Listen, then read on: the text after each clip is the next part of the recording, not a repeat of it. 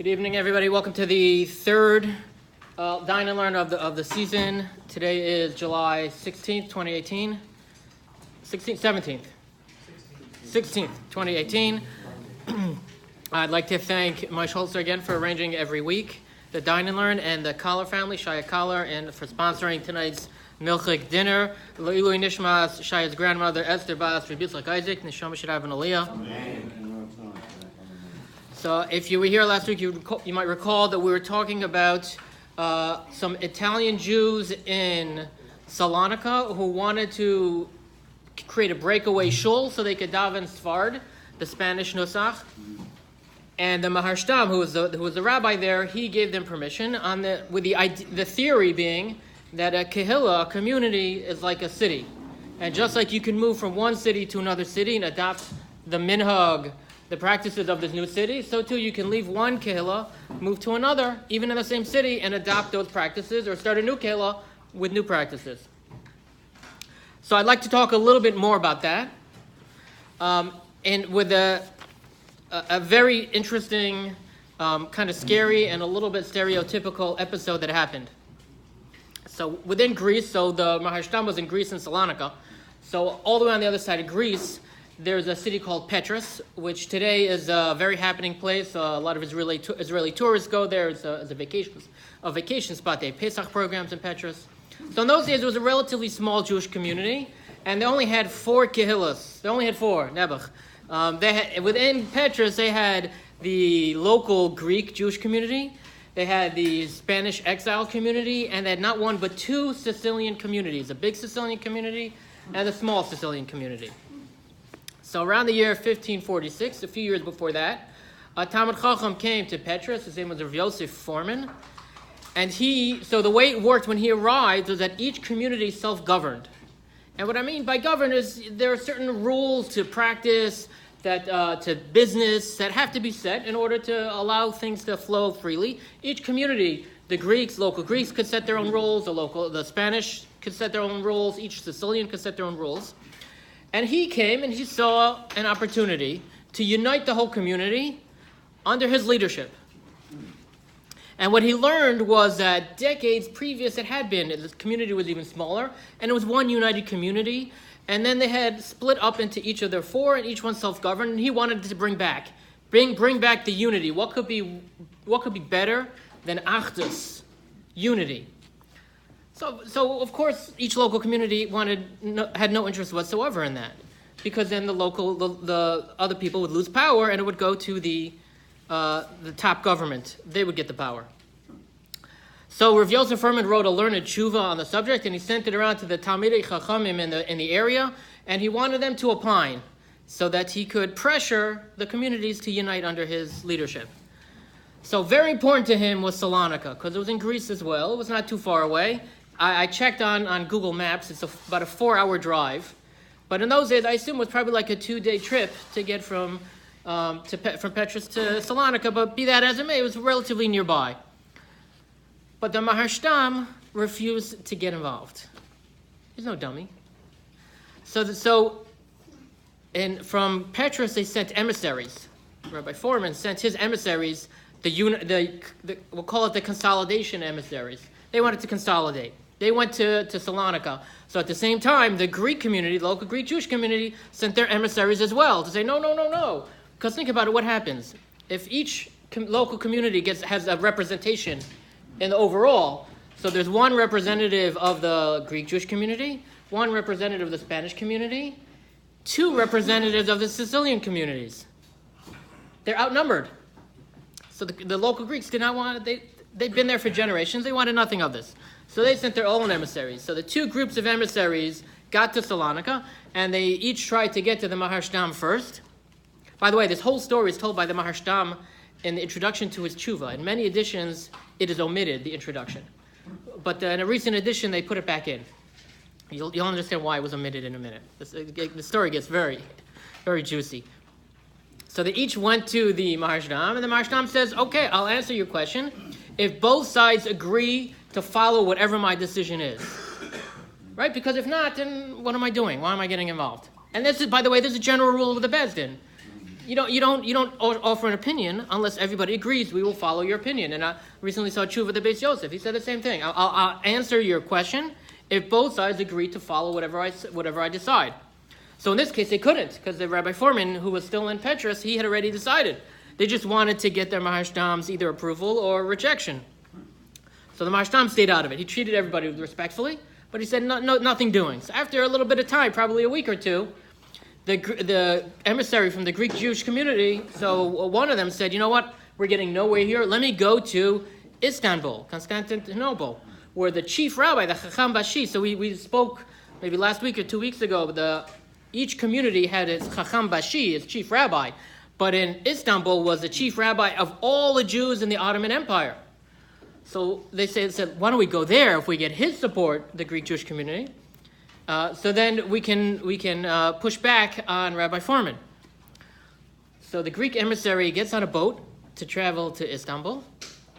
Before the boat leaves the docks, the local Jewish community, not the emissaries from Petrus, the local Sicilians within Salonika boarded the boat, beat the guy to a pulp, then dragged him to the police, the non-Jewish police, and said this guy was trying to leave town before he paid us thousands of dollars or whatever it was, and they threw him in jail.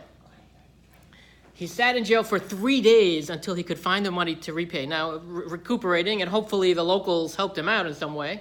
But however it was, he managed to pay the debt that he didn't really owe anyway. He got out, and at the same time, the local Sicilian community in Salonika, they sent out their messengers, their shamash, into the marketplace, putting a curse on anyone who helped these Greek emissaries. Now, I don't want to play to any stereotypes of Sicilians, but it wasn't the Petrus Sicilians who were doing it. It was the local Salonika Sicilians who were doing it. So Maharsham clearly was not getting involved at this point. He sent everybody back to Salonika. So Rabbi Foreman said, I have to go there myself. So he's already a big Talmud Chacham coming with, his courtiers or whoever they were, traveling to Salonika. They reach the edges of the city, and the Maharshtam goes out to greet him and treats him with great respect, talks in Divrei Torah. He will talk to him in any subject, in Kol Torah Kula, except the question at hand. He refused to talk about that subject. Okay, so Rabbi Foreman came back day after day to talk to the Maharshtam. Maharshtam treated him respectfully, but refused to talk about the subject. Rabbi Foreman leaves.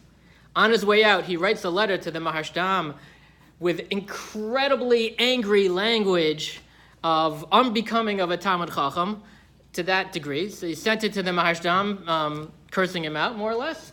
And the Maharshtam took that as proof that he was right, and he showed it around to the locals saying, see, I told you I shouldn't get involved with this guy. He's not stable.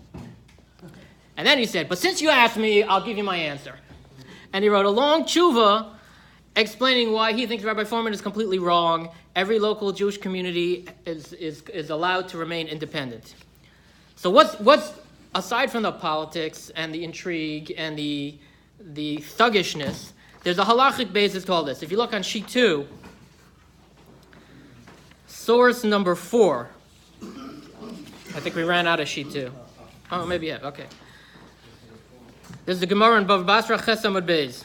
Rishayin b'nei ha'ir lahasnos al amidos v'al hasharim v'al schar polim l'asiya al kitzosan. So the people of a city, the townspeople, are allowed to set conditions on the measures, on the prices, and on the wages for workers, and they can fine people who don't follow it.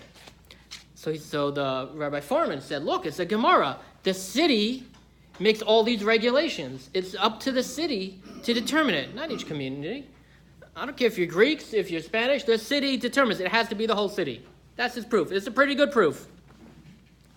So the Maharshtam pointed to source number 5. Now, I'm sure you're all familiar with Beis Shammai and Beis Hillel. They had a number of disagreements, and one of them was about Yibum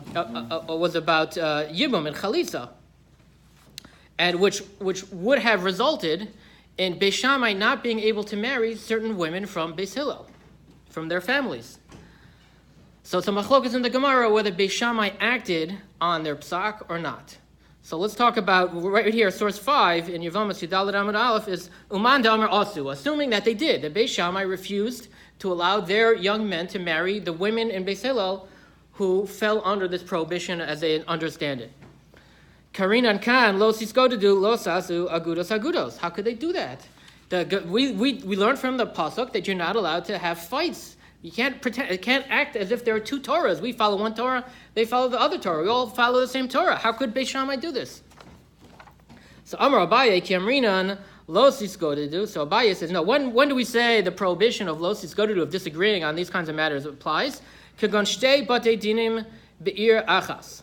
So when there are two courts within one city, halalu marim kedivrei Beis Shammai, v'halalu marim kedivrei Beis Hillel. One follows one opinion, the other follows another opinion. Two courts within one city, that's a problem. Aval shtei batei dinim b'shtei ayaros le'sambo. But if you're in two separate cities, good. So you could follow Beis Shammai, your city, and your city could follow Beis Hillel, and Shalom Al Yisrael will all be okay. That's Abaye. We don't paskin like Abaye.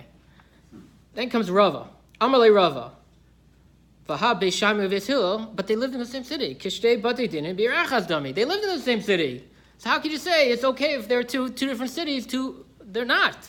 The historical fact is they lived in the same city. So Ela Amar Rava ki amrina lo siskodedu. No, when do we say the prohibition of lo siskodedu applies? Kagon bezdin be'ir achas, where there's one bezdin in one city. Plag morin kedivrei Beis Shammai, plag morin kedivrei Beis Hillel. Some people in the city follow one opinion and some follow the other. The one side of the shul, they follow Beis Shammai. The other side of the shul follows Beis Hillel. That's not allowed. Aval shtei batei dinim be'ir achas le'sambo. But if there are two bezdins, two batei din in one city, good. Okay, it's basically two communities. You have your own shul, you have your own bezdin, you have your own school. You can follow your opinion, and you can follow that opinion. So the Maharshtam says we paskin like Rava, and therefore there's no problem. What does he do with the other Gemara? So he says, so what is defined? He says, what is a city?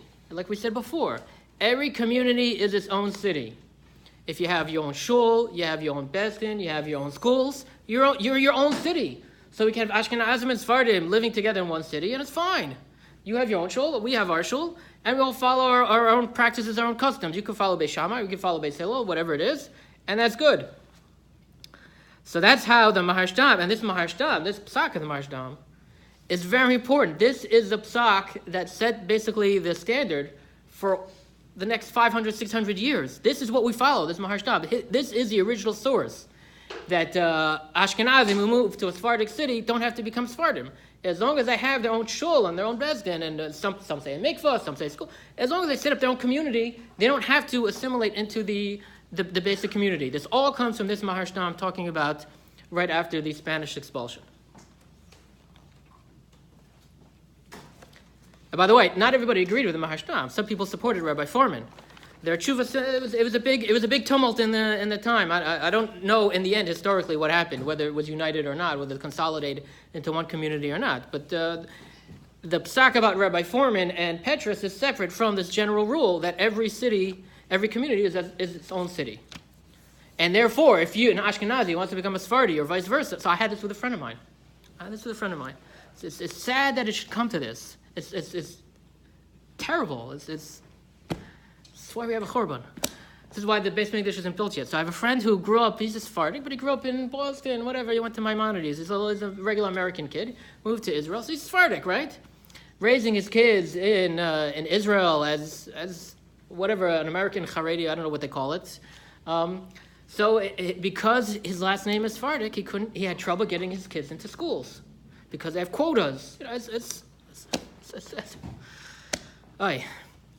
So he went to a posek, he went to Rav Scheinberg, Rav Pinchas Scheinberg, and said, "Could I change my name to make it sound more Ashkenazi?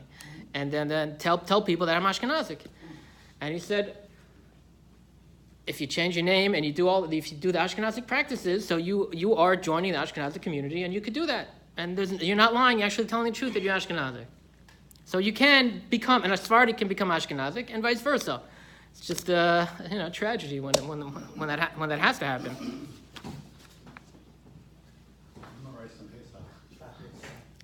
No more rice on Pesach. He married an Ashkenazi girl anyway. Okay, so How are we doing on time? Okay, so let's talk about a totally different subject that I just found so strange. As I was looking through the tshuvas from this time period, I saw something that I haven't seen anywhere else. Anywhere else. So to understand it, it's very strange. We're moving on to sheet 3. So I have in front of me, this is a Navi, Shoftim. So we know the story, we know from Parshas Naso about a Nazir, right? A Nazir is not allowed to drink wine or eat grape products, not allowed to get his hair cut, and not allowed to become impure, not allowed to become Tamei Lameis, impure from a dead body. So if you look in Shoftim, so I have a few psukim on the sheet with vowels, just happen to be. So if I don't know if I copied the right ones, but if you look at it, so it says, let's just look at Pasuk Zayin. Vayomer li, so the wife, Eishes Manoach, the wife of Manoach is saying, the Malach said to her, Hinach hora v'yoladet ben, you're pregnant and you're going to have a son. Ve'ato al tishti yain v'sheichar, don't drink wine or any wine product. V'atochli kol tmeya, and don't eat anything that is from a wine, from a grape product. Ki nazir elokim yiyeh hanar min habeten, because this son of yours is going to be a nazir from the womb, ad yom moso, till the day he dies. And so the pasuk that I have right before it, pasuk K, it says lo yala el rosh umora lo yala el rosha. You can't cut his hair. So when we see by Shimshon, there are 2 rules that he had to follow as a nazir. He could not get a haircut, and he could not eat or drink any grape or wine product. So what's missing from there? What's missing is Tamei Lameis. Shimshon was allowed to be Tamei Lameis. He was a special kind of nazir. So it's a machlokas whether it's just you make a t'nai, and when he became a nazir, it was with those conditions. He was only a nazir on those conditions, or it's just a separate category. You have a nazir and you have a nazir shimshon. A nazir shimshon is allowed to become a Tamei Lameis. A regular nazir is not.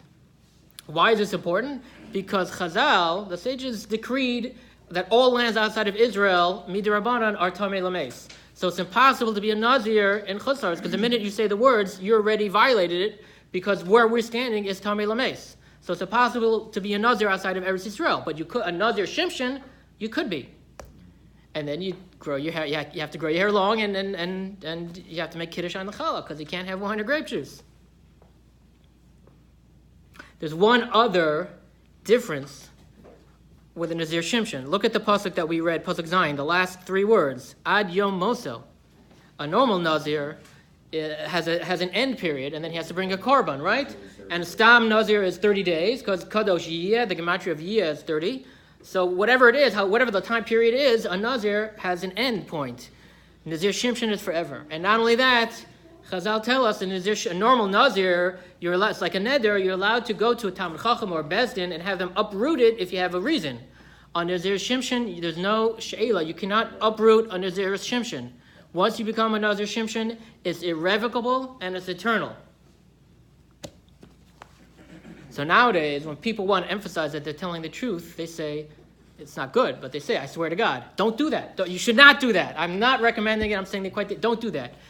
Apparently, in this time period, right after the expulsion from Spain, the way people said it was, they took a neder, I'll be a nazir shimshon if this is not true. Oh, did that cause problems? It was just a figure of speech that caused major halachic problems, and for some reason it was only in this 100-year period in the Mediterranean area after the expulsion from Spain. The primary case is as follows. 1513 approximately. Remember, we spoke there was a Nagid in Egypt, Yitzhak Shulal. He was the political head of the Jewish community. So part of his job was to appoint dayanim on local communities. And there's one guy he didn't like. He really didn't like him. And he said, unwisely, I'll be a nazir shimshon if I appoint this guy to be a dayan. Then he looked around the community. He could not find another viable alternative. So he called all the rabbis in Egypt together. Do I have it on the sheet? Okay. Look at source 5. No, I'm sorry. I don't have it on the sheet. I take it back. So he called all the rabbis in Egypt together, and he said, what do I do? I need to appoint a Dine. If I appoint this guy, I'm a Nazir Shimshon forever. What do I do? So the answer was Machlokas, right? Of course. So the Maharibe Rav. Oh, I'm sorry, source number 2. Let's read source number 2. Ma'aseh Shahaya Kachaya. Sheruven Nader. So he starts out saying like a normal tshuva. Ruven and Shimon, right?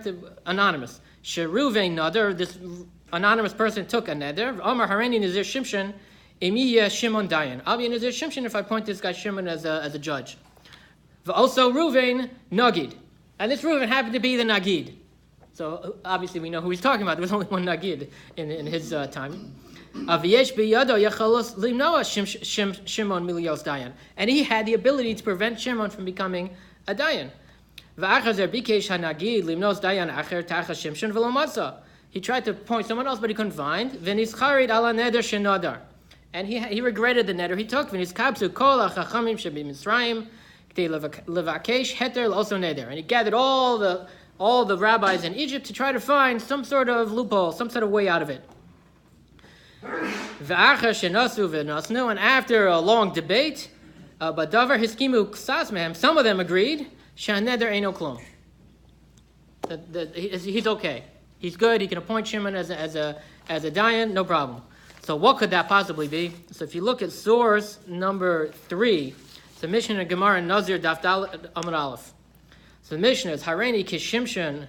So it's talking about ways you can accept on yourself to be a Nazir. Hareni Kishimshon Keben Manoach Kebal Dalila. So I am like Shimshon. I am like the son of Manoach. I am like the husband of Dalila. Kimi Shakar Dalsels Azza. I'm like the person who lifted up the doors of Gaza. Kimi Shenikru Plishnimus Einov. Like the guy that the Philistines poked out my eyes. So then Harezin Nazir Shimshon. That's a mouthful. Why does he have to say so much?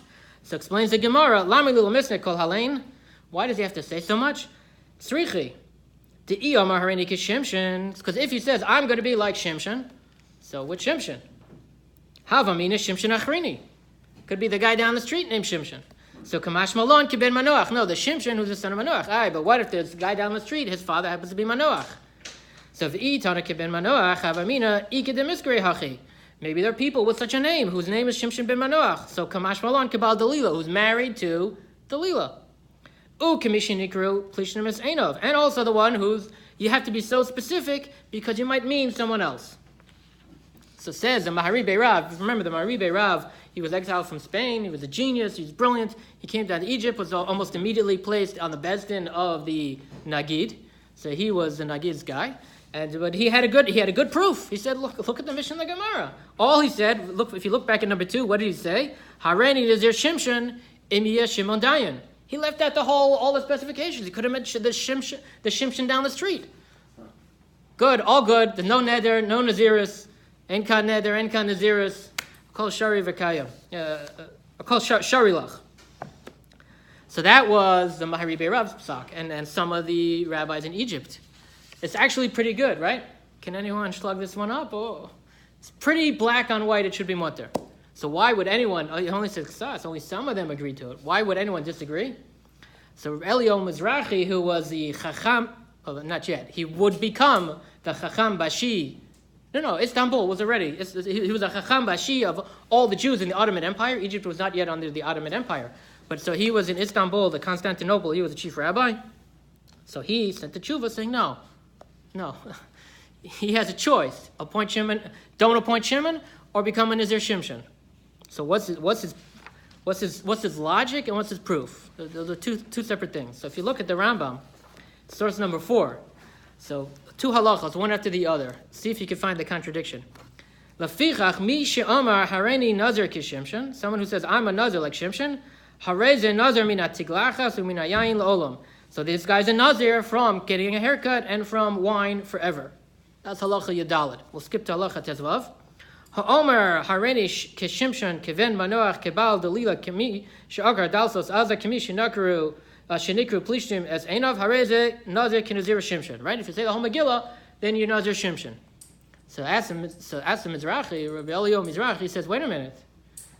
Yadalit, he didn't say the whole mouthful. So why is he a nazir shimshon? All he says is, Misha Amar Harini Nazir Kishimshin Hareze Nazir.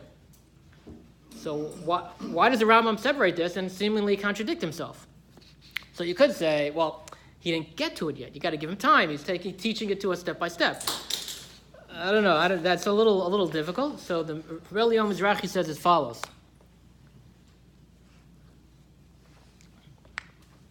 When do you need to specify what is the mission the Gemara talking about? Then you need to give a whole mouthful of who you're talking about. So there are two things that are important when you make a neder. One are the words that come out of your mouth, and the other is the intent that you have behind it. So when your words are ambiguous, says Rebbe Yom Mizrahi, so if your words are ambiguous, then your intent defines what you meant. If your words are clear, it doesn't matter what your intent is. So if you definitely meant Shimshon, the one in Tanakh, so you don't have to be so clear. You could be ambiguous, but your intent defines it as Shimshon from Tanakh, so you're Nazir Shimshon. But if your words are completely ambiguous, it doesn't mean who you mean. It doesn't matter what you intended. We follow your words, whatever comes out of your mouth, whatever comes out of your mouth, you have to follow. So if you meant Shimshon down the street, and you said Shimshon ben Manoach, Baal Dalila, etc., so you're out of luck.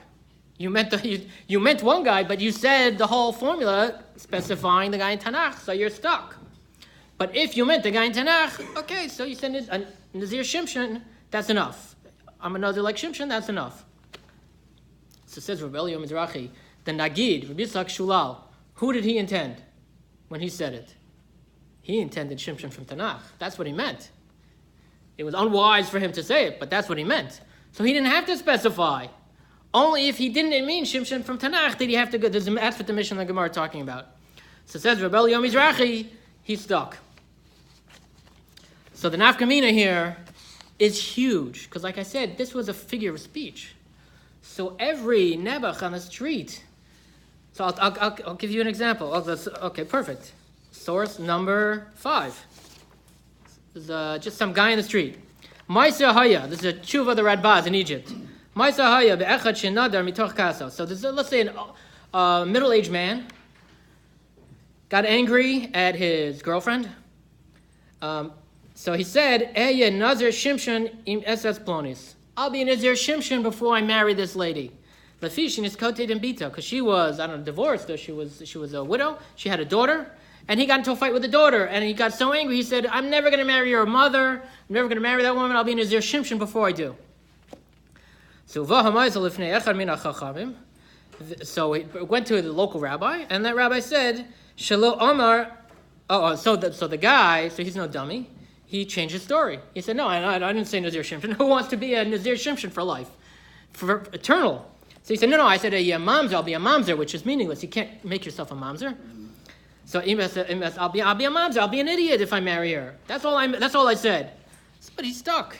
Uvo edim v'hiidu she'amar Nazir Shimshon. So, but his two best friends were standing with him, and they're the morons. They came forward and said, "No, you said Nazir Shimshon. I was there. I heard." So in front of the rabbi, they're stuck, right? If you ever say that, say it when the rabbi's not around. Come on, guys. So the rabbi v'kibul se'edus, he accepted that. Then not only is this guy stuck? He can't marry his girlfriend. V'nida also, he put him in cherem. Why? Because in Egypt, the rabbis that got together and said, this is such a societal problem.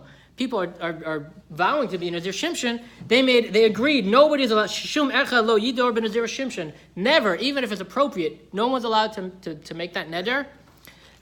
So this guy did it. He had 2 witnesses who came forward and said it. So the rabbi put him in cherem. Also, Allah is Isha, and he's not allowed to marry his girlfriend. Because otherwise he'd have to be a Nazir Shimshon. 1 second though, but where did it say that Nazir said he can't be married? He is allowed to be married, but then he'll have to be a Nazir Shimshon. So you're saying, why can't he be? Why can't he be married at least? No, he's allowed to get married, and then he has to be a Nazir Shimshon. Okay, fine, but the decree seems to say he can't be married to his girlfriend. Why can't he be married? No, the rabbi said, I'm putting you in cherem, and I'm asking. The rabbi was punishing him. It was a punishment. And also, this guy's clearly a no-goodnik, and the assumption is he's not going to keep it. He'll go straight from the chuppah to the barber and get a haircut. What does one have to do with the other? Is what I'm getting at. It was a rabbi's prerogative. He took. It was a knas. It was a punishment. He went to. So they took it to the Radbaz. So the guy was upset. So he took it to the Radbaz, who at that time was the chief rabbi, the Chacham Bashi. So this is where it gets funny. So you remember your Mishnayos and Sanhedrin. So the Radbaz said, okay, let me look into these two witnesses who blabbed in front of the rabbi. One of them, what was his profession? He was a pigeon racer, a mafriach yonim. Literally a Mishnah of the perfect example of someone who was invalid as a witness. He's Pasal Edus. So he was a mafriach yonah. So the